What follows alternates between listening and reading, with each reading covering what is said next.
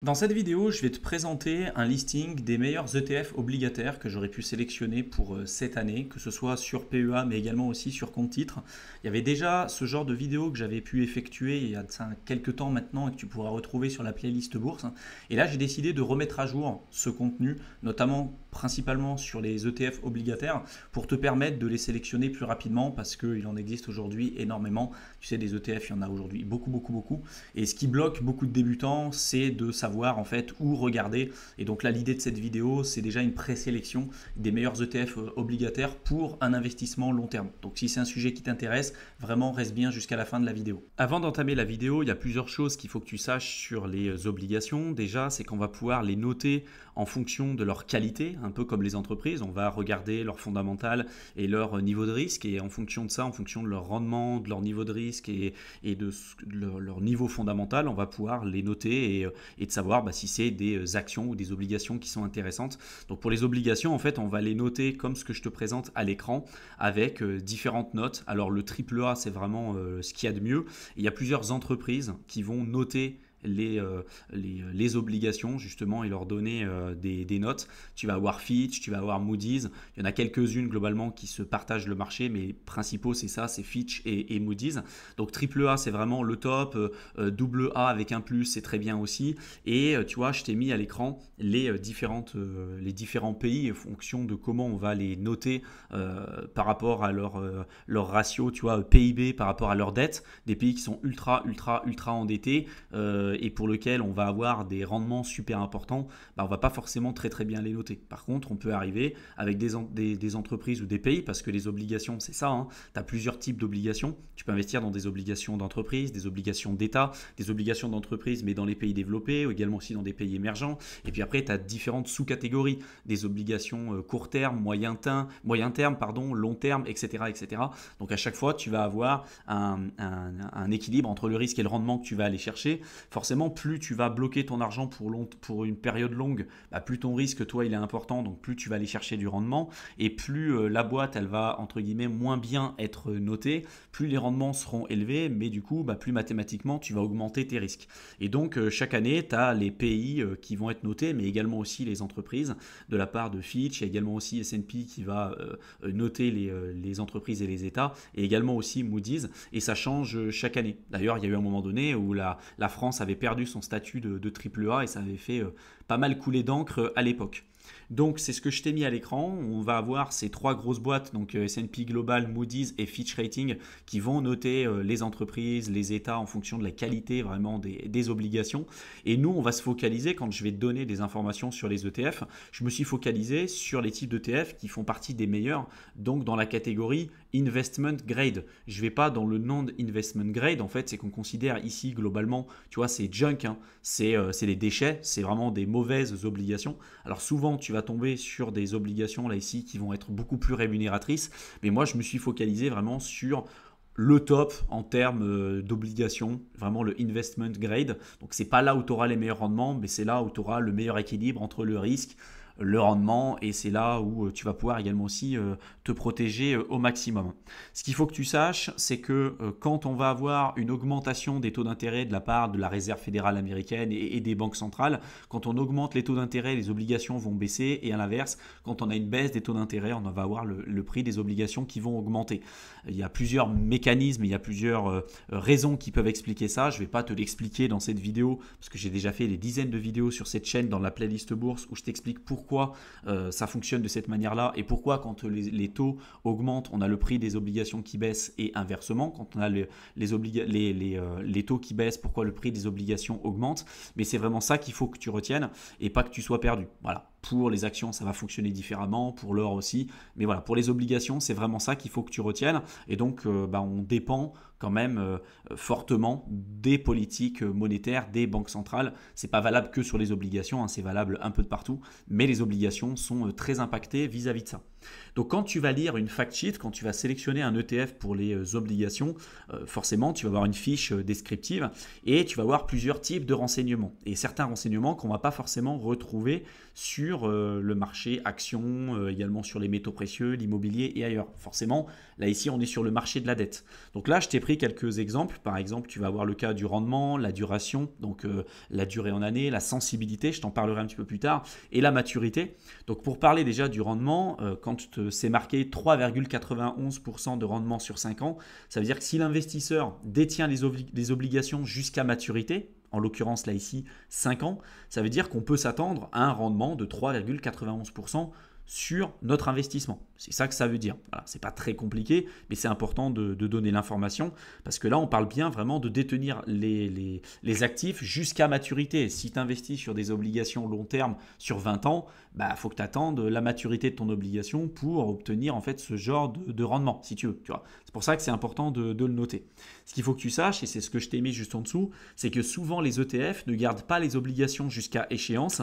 Il y a un roulement. Et ça fonctionne tout le temps et toujours pour continuellement renouveler le stock des obligations et rester sur des niveaux fixés par l'ETF, notamment les échéances. Parce que si tu investis dans un ETF qui investit dans des obligations à échéance 5 ans, au final, si tu as un ETF qui arrive proche de cette échéance à 5 ans, il va le renouveler, il va peut-être le vendre pour en mettre un autre, etc. Et qu'on soit toujours dans le range d'échéance qui a été fixé par l'ETF. Donc continuellement, en fait, il y a un roulement dans les ETF qui est à l'intérieur pour respecter ce qui est présent sur la fact sheet et de ce pourquoi on a décidé d'investir sur les ETF. Juste en dessous, tu vas voir la duration, donc la durée en fait en année. Ça va correspondre généralement à la sensibilité, c'est à peu près la même chose des obligations, au changement des taux d'intérêt. Donc en fait, ça veut dire que plus la duration va être élevée, plus elle va être sensible au changement de taux. Donc en fait, tu vois, c'est pour ça que la sensibilité et la duration, c'est à peu près la même chose, parce que ça veut dire que plus tu vas avoir, et c'est ce que je t'ai mis juste après, par exemple, ça veut dire que si je me mets à 7,37%, ça veut dire qu'une augmentation de 1% des taux d'intérêt de la Fed, comme je te l'ai expliqué il y a quelques minutes auparavant, ça veut dire qu'une augmentation de 1% de taux, ça va entraîner une baisse de l'obligation de 7,37%. Donc c'est ça que ça veut dire. Ça veut dire que si on a une duration qui va être super élevée, forcément ça veut dire que l'ETF il est très sensible à la variation de taux et donc faut aussi être capable de subir un peu cette volatilité, quoi. Donc forcément nous quand on va avoir des ETF qui vont avoir une duration élevée, souvent ça va être des ETF qui vont avoir une sensibilité élevée, donc un risque plus important, en tout cas une volatilité plus importante. Donc nous si on prend ça, on va du coup aller chercher éventuellement un peu plus de rendement. Tu vois, c'est ça juste que ça veut dire. Donc maintenant que tu as compris tout ça, je t'en ai sélectionné quelques-uns d'ETF. Là, je t'en ai mis 4 à l'écran. Avec à chaque fois, j'ai essayé de sélectionner des ETF qui répondent à peu près à tous les besoins, parce que je ne connais pas aujourd'hui tes impératifs et ce que tu veux faire. Donc, je t'ai mis des ETF capitalisants, donc des ETF qui vont automatiquement réinvestir les intérêts qui sont générés par le capital. Je t'ai mis des ETF distribuants. Attention aux ETF distribuants, principalement sur compte titre, parce que là, tu vas avoir une friction fiscale à chaque fois que tu vas avoir des versements principalement de dividendes ou de revenus, parce que ça arrive comme ça régulièrement. Et je t'ai mis des ETF qui sont à la fois disponibles, qui peuvent être disponibles sur compte titre, mais j'en ai trouvé à chaque fois quelques-uns aussi qui peuvent être disponibles sur PEA. Donc le premier, c'est celui de chez Xtrackers avec une valeur liquidative de 143 €, un peu plus de 2000 millions d'euros d'actifs sous gestion, c'est vraiment pas mal. ETF capitalisant, 0,12% de frais, par contre il n'est pas disponible sur PEA. Celui qui est disponible sur PEA, attention, vraiment un encours sous gestion très faible, et c'est pas pour rien parce que PEA ça veut dire plan d'épargne en action. L'objectif c'est d'investir dans des actions et pas forcément dans des obligations. Donc là on est plutôt sur des ETF dits synthétiques. C'est avec un principe de fonctionnement assez différent de ce qu'on peut avoir l'habitude de retrouver, mais je t'en ai parlé beaucoup sur cette chaîne YouTube. Donc n'hésite pas à aller jeter un coup d'œil dans la playlist bourse si tu veux en savoir plus. Donc tu as un encours sous gestion qui est quand même assez faible, des frais importants. Mais voilà, c'est la poche du PEA qui veut ça aussi, parce que l'objectif, je te le rappelle, c'est ce que je t'ai dit, c'est pas d'investir dans des obligations, c'est plutôt d'investir dans des actions. Donc voilà, ça existe. Sache que tu peux le faire, mais moi, à titre personnel, ce n'est pas forcément là-dessus que j'investirai. Et ensuite, on a deux autres de chez iShares qui sont des filiales de BlackRock. Donc un qui va être dénominé en euros et un autre qui va être dénominé en dollars. Attention, parce que quand tu investis en dollars alors que tu as des euros, tu as aussi les frais de change. Donc celui qui est exprimé en euros, tu vois, c'est marqué corporate. Donc tu investis vraiment dans des obligations d'entreprise qui souvent sont plus rémunératrices que les obligations d'État. Donc là, celui de chez iShare, tu vas investir directement en euros, donc tu n'as pas le frais de change. Tu as un encours sous gestion de un peu plus de 11 000 millions d'euros, c'est vraiment pas mal. Par contre, c'est un ETF distribuant, donc tu vas avoir une friction fiscale, surtout sur compte titre, parce que celui-ci, il est disponible sur compte titre, et 0,20% de frais. Et après, tu as celui de chez iShare, qui va investir dans des obligations d'État, mais plutôt court terme, entre 0 et 1 an. C'est un ETF qui va être capitalisant, donc qui va automatiquement réinvestir les intérêts qui sont générés par le capital. Il y a des frais qui sont vraiment très faibles, 0,07%. Par contre, le seul bémol, c'est que là, tu investis, tu es obligé d'investir avec du dollar, donc tu as les frais de change entre les deux. Donc, il faut faire attention en fonction de la parité euro-dollar. Il faut vraiment faire attention à ça, parce que tu peux perdre pas mal d'argent dessus. C'est déjà été le cas par le passé, je crois que ça a été en 2020 ou 2021 où l'euro avait perdu un peu plus de 20% vis-à-vis du dollar, donc voilà, ça peut faire assez mal en termes de taux de change quand tu as des grosses fluctuations avec les différentes devises. Je t'en ai mis d'autres également aussi si tu veux investir dans des obligations mais plutôt long terme, parce que précédemment je t'avais parlé des obligations d'entreprise et des obligations d'État court terme, mais tu peux également aussi décider d'investir dans des obligations moyen terme et long terme éventuellement. Donc je t'ai mis celui de chez Amundi, Treasury Bond, donc là tu vas investir dans des obligations d'État entre 7 et 10 ans.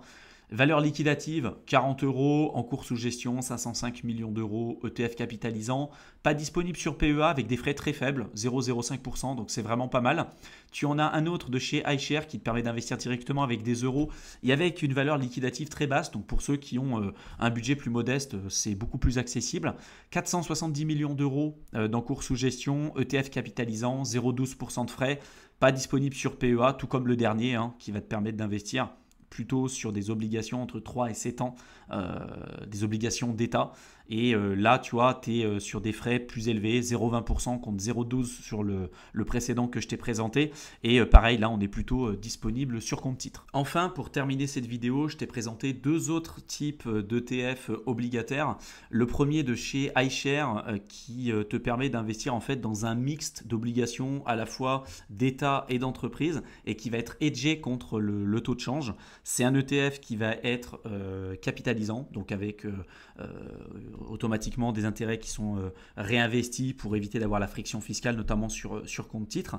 Donc c'est un ETF capitalisant, 0,10% de frais, 1529 millions d'euros d'actifs sous gestion, c'est vraiment pas mal avec une faible valeur liquidative. Et le dernier de chez SPDR qui va te permettre d'investir dans des obligations, mais plutôt à destination des pays émergents, si tu veux diversifier ton portefeuille.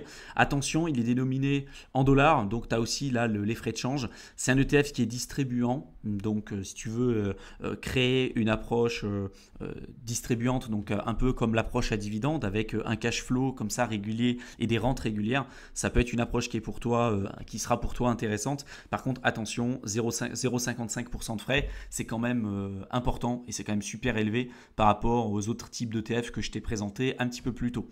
Dans les deux cas, ces ETF ne sont pas disponibles sur PEA, il n'y en a que très très peu qui sont disponibles sur PEA, il n'y en a que un d'ailleurs, celui que je t'ai présenté un peu plus tôt, parce que voilà, l'objectif c'est pas forcément quand tu es sur un PEA d'investir dans des obligations. J'espère en tout cas que cette vidéo t'aura plu, qu'elle t'aura intéressé, qu'elle t'aura été utile. Avant de partir, n'hésite pas à télécharger, dans la description de la vidéo tu verras, tu auras un lien qui te permettra de télécharger la liste des meilleurs ETF sur PEA, sur compte titre, il y a tout un tas de sections bonus aussi que j'ai préparé pour toi, avec vraiment le listing par catégorie des meilleurs ETF que tu peux utiliser pour tes investissements long terme et pour créer un portefeuille qui soit équilibré et qui réponde aussi à tes exigences personnelles. Donc vraiment, n'hésite pas. Je te souhaite une excellente fin de journée et je te retrouve dans une prochaine vidéo. Allez, à bientôt.